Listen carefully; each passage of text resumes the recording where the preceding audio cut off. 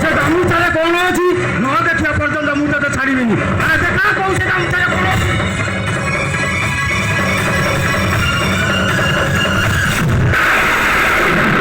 କାଳ ମୂର୍ତ୍ତି ତାମାନେ ଆପଣ ମନ୍ଦିରରେ ବମ୍ ପକାଇ ମୂର୍ତ୍ତି ନେଇ ପାଉଛନ୍ତି। କଣ ଗଲାବେ ମନ୍ଦିରରେ ପୂଜା କରୁଛୁ ମାସକୁ 2000 ଟଙ୍କା ପାଉଛୁ।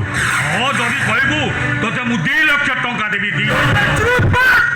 ଆରେ ତୋ ଭଳିଆ ଚୋର କିମ୍ବା ଟାଉଟ ଡକାୟତ ମୁଁ ନୁହେଁ। ଆରେ ଆମ ସାତ ପୁରୁଷରୁ ପୂଜା ପାଇ ଯାଉଥିବା ଇଏ ହଉଛନ୍ତି ଆମ ଆରାଧ୍ୟ ଦେବତା। ଏ ରତ୍ନଗିରି ଆଖପାଖ 50 ଖଣ୍ଡ ମୌଜାର ସିଏ ହଉଛନ୍ତି ଠାକୁର।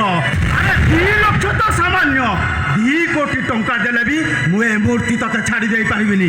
ମୁଁ ବର୍ତ୍ତମାନ ଥାନାକୁ ଯିବି। ତତେ ଭଲରେ କହୁଛି ଏଇଠି ଆଉ ଯଦି ଥାନାକୁ ଯିବାକୁ ଚାହିଁବୁ ତାହେଲେ ତୁ ଏଇଠି ମରିବୁ, ମୋରି ହାତରେ ମରିବୁ, ଆଉ ଏ ମନ୍ଦିର ଦେହରେ ମରିବୁ। ଏ 50 ଖଣ୍ଡ ମୌଜାର ହର୍ତ୍ତା କର୍ତ୍ତା ଦୈବ ବିଧାତାଙ୍କ ପାଇଁ ମୋର ଯଦି ଜୀବନ ଚାଲିଯାଏ ନା ତାହେଲେ ମୋର ଦୁଃଖ କରିବାର ନାହିଁ। ଶୁଣ, ମୁଁ ବର୍ତ୍ତମାନ ତତେ ପୋଲିସରେ ବନ୍ଧେଇବି ମୁଁ ତତେ।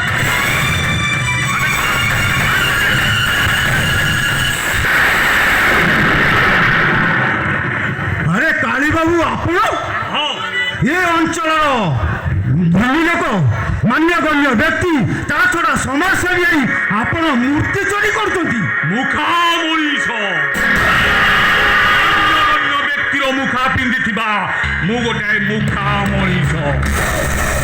ଅଗ୍ରାମୀର ଖୋଳପା ଭିତରେ ମୁଁ ଗୋଟାଏ ମୂର୍ତ୍ତି ଚୋର। ସମାଜ ସେବାର ଚେହେରା ଭିତରେ ମୁଁ ଗୋଟାଏ ଅସାମାଜିକ। ଜଗନ୍ନାଥ ମିଶ୍ର ତୋତେ ଭଲରେ କହୁଛି ମୋତେ ଏଠୁ ଯିବାକୁ ଦେ, ତା ନହେଲେ ତୋତେ ମାରି ତୋରେ ଡେଡ୍ ବଡିଟା ଅନଦୀର ପ୍ରଖର ସୁଏ ଭସେଇ ଦେବି। ଆରେ ମରଣର ଭୟ ଦେଖେ ତୁ ମୋ ଠାରୁ ମୋ ଠାକୁରଙ୍କୁ ନେଇପାରିବୁନି। ଆବେ ଶୁଣ କାଳୀ ପ୍ରସାଦ, ଆବେ ମୁଁ ମରିଗଲେ କଣ ହବ?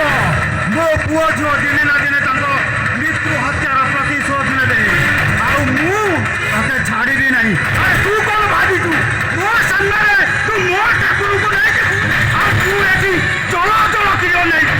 ମୁଁ ତାকে ବର୍ତ୍ତମାନ ତୋ କୁକୁଡ଼ା ମୋଡ଼ିଲା ଭଳିଆ ତୋ ଡେକଟାକୁ ମୁଁ ଏଇଠି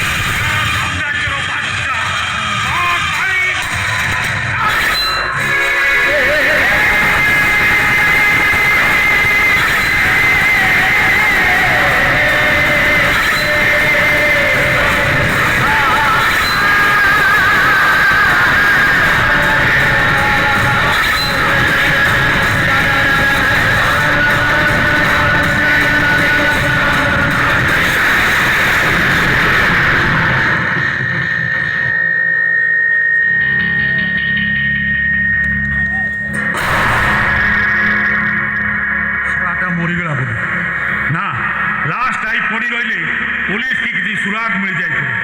ତା ତା ପୂର୍ବରୁ ଏ ଲାଶଟାକୁ ମହାନଦୀର ସୁଅରେ ଭସେଇ ଦେବାକୁ ପଡ଼ିବ ଆଉ ତା ପୂର୍ବରୁ ତା ପରିବାରଟାକୁ ସ୍ମାସ